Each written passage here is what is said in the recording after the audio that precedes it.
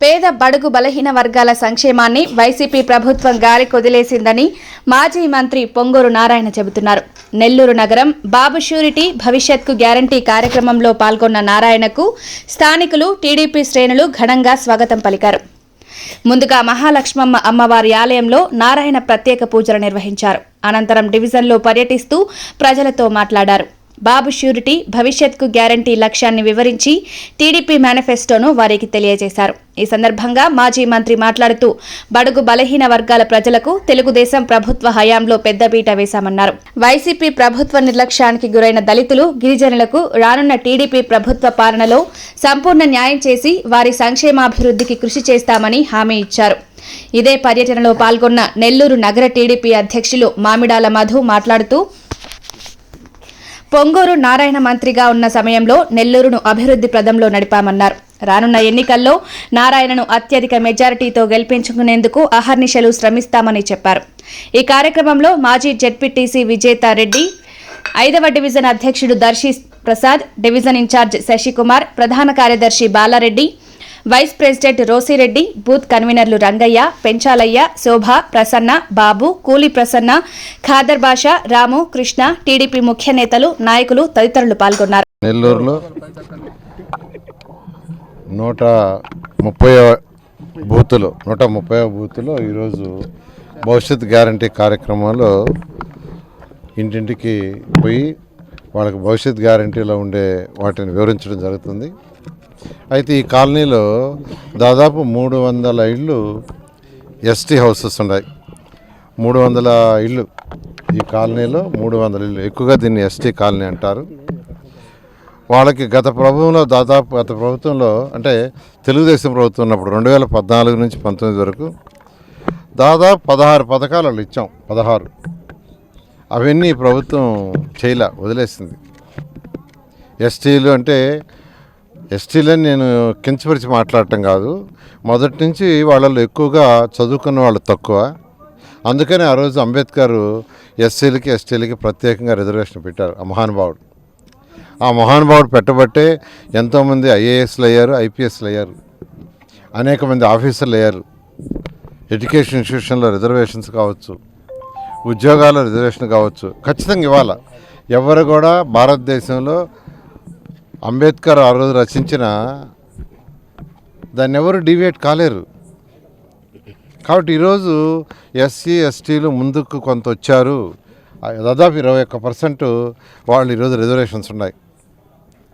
21% government ఉద్యోగాల్లో 21% వాళ్ళు చేరుతున్నారంటే ఆ రోజు అంబేద్కర్ చేసిన, మహానుభావుడు చేసిన రిజర్వేషన్. అందువల్ల ఆ అనగారిన వాళ్ళు ఈరోజు ఎంతో అభివృద్ధి చెందారు, డెవలప్ అయ్యారు. అయినా కొన్ని దగ్గరలో కొన్ని కాలనీస్లో ఇంకా ఆ ఎస్టీ కాలనీ అనేది పోవాలి. ఎస్సీ కాలనీ, ఎస్టీ కాలనీ అనే పదాలు పోవాలి. అవి పోవాలంటే వీళ్ళు ఇంకా కొంత ఎడ్యుకేట్ కావాలంటే వాళ్ళు ఖచ్చితంగా కొంత సపోర్ట్ ప్రభుత్వం నుంచి రావాలి. ఖచ్చితంగా 2024లో తెలుగుదేశం ప్రభుత్వం వస్తుంది. ఖచ్చితంగా ఆ ఎస్సీలు ఎస్టీలు ఎవరైతే పర్టికులర్గా ఈ కాలనీలో ఎస్టీలు ఉన్నారో వాళ్ళందరూ కూడా ప్రభుత్వం వాళ్ళకి చేయాల్సిన పథకాలు చేసి వాళ్ళు ముందడుగేసేటట్టుగా, వాళ్ళు డెవలప్ అయ్యేటట్టుగా, వాళ్ళ పిల్లలు అభివృద్ధి అయ్యేటట్టుగా ఖచ్చితంగా చేస్తుంది.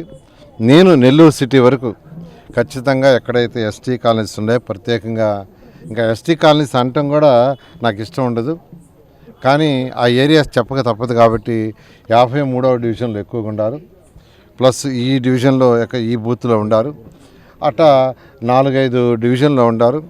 వాళ్ళందరినీ కూడా నేను కలుస్తున్నాను 1 to 1. ఎందుకంటే ఇప్పుడే ఇక్కడ ఒక దగ్గర ఒక అతన్ని కలిశాను, అతని ఇల్లు చూశాను. అది ఎన్టీ రామారావు గారు ఆ రోజు పథకంలో ఇచ్చిన ఇల్లు. అది యాక్చువల్గా చాలా డ్యామేజ్ అయింది, కానీ అతను చేసుకునే స్థితిలో లేరు.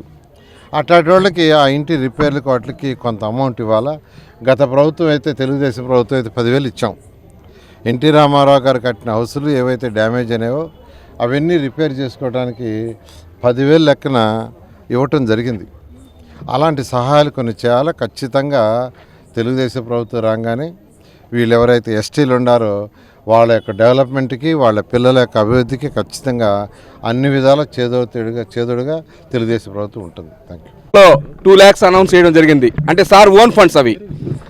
ఖచ్చితంగా కూడా ఇంకా కూడా మేము సార్ని అడిగేది ఏంటంటే, సార్ ఎక్కడన్నా టెంపుల్స్ ఉన్నా కూడా, ఎక్కడన్నా చర్చిలు ఉన్నా కూడా, ఏదైనా మసీదులు ఉన్నా కూడా వాటికి దయచేసి మీరు ఫండ్స్ మంజూరు చేయండి సార్, మీ ఫోన్ ఫండ్స్ అంటే ఖచ్చితంగానే మా అందరికి కూడా హామీ ఇవ్వడం జరిగింది.